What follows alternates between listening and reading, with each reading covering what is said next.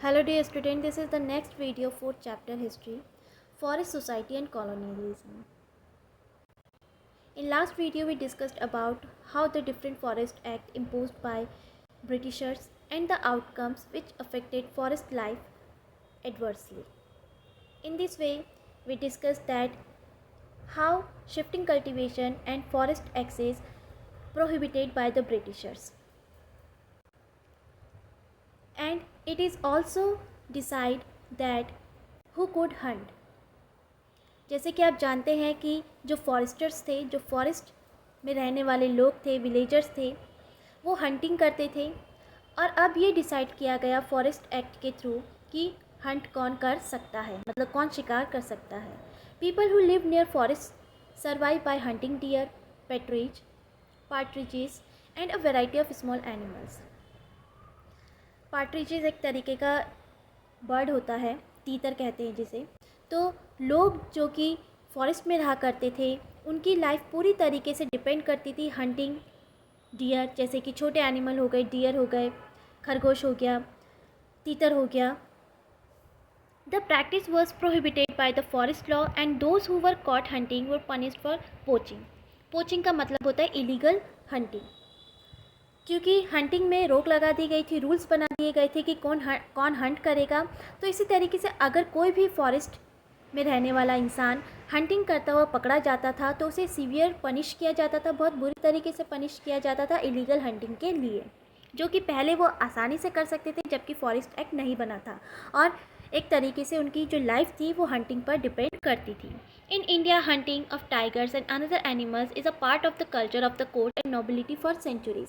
और शेर का शिकार करना नोबिलिटी के लिए और कोर्ट के लिए, मतलब राजा का जो दरबार होता था, राजाओं के लिए, राजाओं के जो दरबारी होते थे उनके लिए, उनकी एक कल्चर का पार्ट था।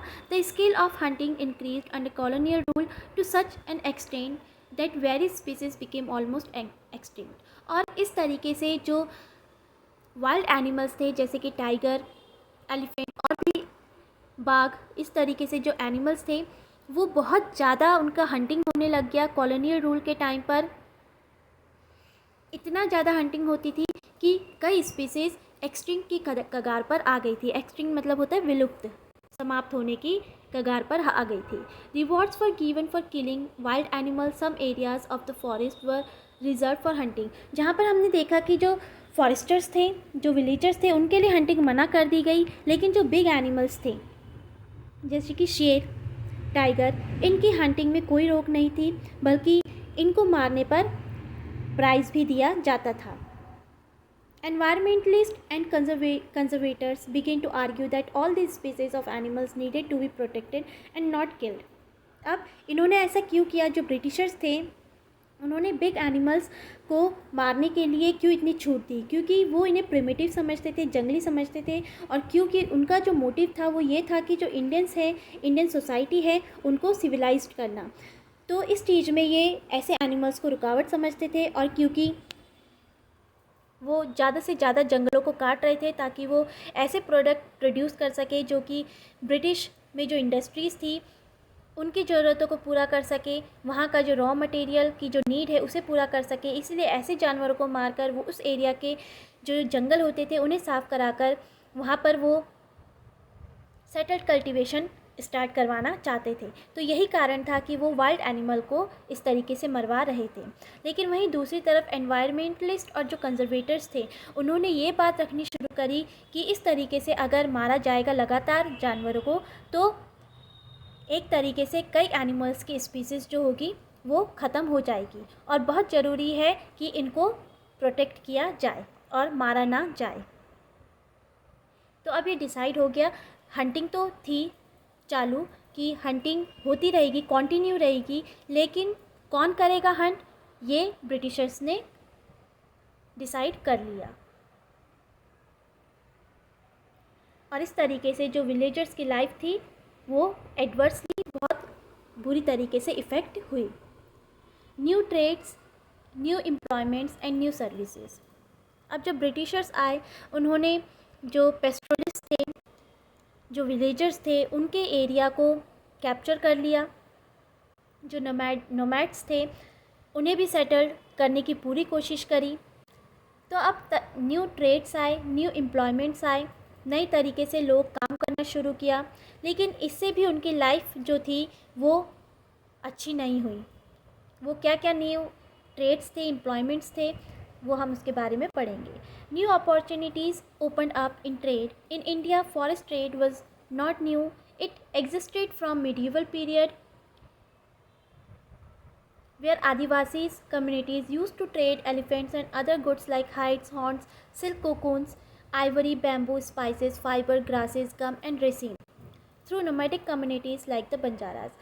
हमने मीडिएवल पीरियड में ही पढ़ा था किस तरीके से जो नोमैडिक कम्युनिटी थी बंजाराज, वो इस तरीके के फॉरेस्ट प्रोडक्ट का ट्रेड किया करती थी और शहरों में लाकर राजाओं के पास उन्हें बेचा करती थी with the coming of British. लेकिन जैसे ही ब्रिटिशर्स आए यहाँ पर, trade was completely regulated by the government. जो ट्रेड था वो गवर्नमेंट के थ्रू रेगुलेट किया जाने लग गया, अब वो उनके कंट्रोल में आ गया, which gave many large European trading firms the sole right to trade in the forest product of the particular area. और जो ट्रेडिंग राइट्स थे वो ब्रिटिशर्स ने यूरोपियन कंपनी को दे दिए, और अब जिस एरिया को वो अलॉट करती थी उसी एरिया में वो यूरोपियन कंपनी फ्रीली काम कर सकती थी, उस एरिया में उन्हीं का ही कंट्रोल होता था, राइट्स होते थे। New opportunities of work did not improve the wellbeing of the people. अब जो न्यू अपॉर्चुनिटीज़ आई वो भी लोगों के लिए अच्छा करने के लिए काफ़ी नहीं थी। Many communities like the Korawa, Karacha and Yerukula of the Madras affected adversely. ये बहुत बुरी तरीके से अफेक्ट हुई, ये इन लोगों को अपना एरिया छोड़कर जाना पड़ा।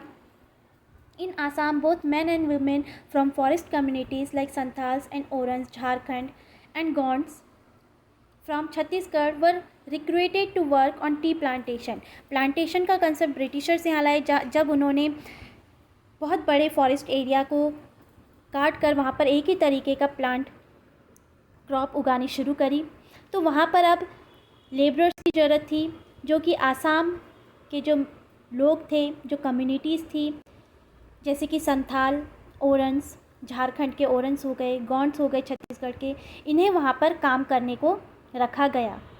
लेकिन यहाँ पर उनके साथ बहुत ही बैड बिहेवियर किया जाता था, उन्हें अपने घर वापस आने नहीं दिया जाता था, बहुत सी प्रॉब्लम्स को उन्हें फेस करना पड़ा। तो इस तरीके से जो न्यू अपॉर्चुनिटीज़ थी, न्यू रिक्रूटमेंट थी, वो इनके लिए सही नहीं हुई, वो इनकी लाइफ को सही नहीं कर सकी।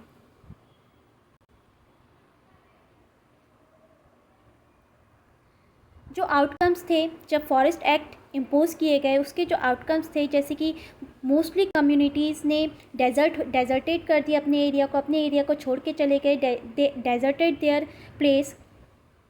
और कुछ जो कम्युनिटीज़ थी उन्होंने दे अडॉप्टेड अनदर ऑक्यूपेशंस, उन्होंने दूसरे ऑक्यूपेशंस को अडॉप्ट कर लिया। वहीं दूसरी तरफ कुछ कम्युनिटीज़ ऐसी थी who rebelled against the Britishers, जिन्होंने ब्रिटिशर्स के अगेंस्ट विद्रोह किया। Forest communities rebelled against the changes that were being imposed on them. Some of the leaders of these movements are the Sidhu and Kanu in the Santhal Parganas, Birsa Munda of the Chhota Nagpur और Alluri Sitarama Raju of Andhra Pradesh. तो ये leaders थे इन forest rebellion के। The people of Bastar, हम बस्तर के लोगों के बारे में पढ़ेंगे। यहाँ पर जो रेबेलियन हुआ था अगेंस्ट द ब्रिटिशर्स इन 1910 में हुआ। यहाँ के लोगों की जो लाइफ थी उसके बारे में पढ़ेंगे। Bastar is located in the southern most part of the Chhattisgarh and border Andhra Pradesh, Orissa and Maharashtra. Chhattisgarh के सदर्न मोस्ट पार्ट में लोकेटेड है बस्तर, और इसकी जो बाउंड्री है वो आंध्र प्रदेश, उड़ीसा और महाराष्ट्र से जुड़ी हुई है। The Bastar central part is on a plateau and to the north is the Chhattisgarh plain and to its south is the Godavari plain. तो इस तरीके से इसका जो नॉर्थ पार्ट है वो प्लेट्यू है और जो सदर्न पार्ट है वो गोदावरी प्लेन है। Different communities live in Bastar such as Maria and Muria, Gonds, Dhurwas, Batras and Halbas. Different जो कम्युनिटीज़ थी फॉरेस्ट कम्युनिटीज़ वो यहाँ पर रहती थी, उनकी लाइफ पूरी तरीके से फॉरेस्ट पर डिपेंड थी। The people of Bastar believe that each village was given it's land by the earth. जो यहाँ के लोग थे, यहाँ की जो डिफरेंट कम्युनिटीज़ थी, हालांकि वो डिफरेंट थी लेकिन उनका जो कल्चर था वो सेम था। तो वो इस बात पर बिलीव करते थे कि जो हर एक विलेज है वो अर्थ के थ्रू उन्हें दिया गया है, and in return they look after the earth by making some offerings at each agriculture festival. और इसके रिटर्न में उनका जो रिस्पॉन्सिबिलिटी थी वो ये थी कि वो इस एरिया को प्रोटेक्ट करे, उसे लुक आफ्टर करे और साथ ही साथ एग्रीकल्चर फेस्टिवल्स में पार्टिसिपेट करे और तब ऑफ़र करे जो भी वो प्रोड्यूस करते थे। Local villagers look after all the natural resources within their boundaries, and people pay a small fee called devsari, dund or man in exchange if they want to take some wood from the forest of another village. जो local villagers थे वो अपने area को, जितना भी area उनके boundary में आता था, वो उसे वहाँ के नेचुरल रिसोर्सेज को लुक आफ्टर करते थे। और अगर कभी भी किसी दूसरे एरिया के लोगों को अगर ज़रूरत होती थी वुड की किसी और के एरिया से लेने के लिए, तो उस रूप में वो वहाँ से सामान ले सकते थे, लेकिन उन्हें एक फ़ी पे करनी पड़ती थी जिसे देवसारी, दंड या मन कहा जाता था।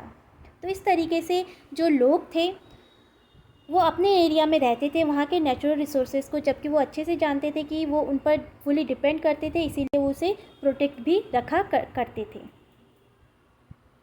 The fears of the people, लोगों के लिए जो डर था वो अब अराइज़ हो रहा था क्योंकि फॉरेस्ट एक्ट इम्पोज हो गया था और ये बात सारी जगह फैल गई थी। In 1905 colonial government propose to reserve 2/3 of the forest in and stop shifting cultivation, hunting and collecting of the forest produce. 1905 में गवर्नमेंट ने ये डिसाइड कर लिया कि 2/3 पार्ट फॉरेस्ट का रिजर्व कर दिया जाएगा और शिफ्टिंग कल्टीवेशन को रोक दिया जाएगा। Hunting and collection of forest produce, और हंटिंग और फॉरेस्ट प्रोड्यूस के कलेक्शन में भी रोक लगाई जाएगी।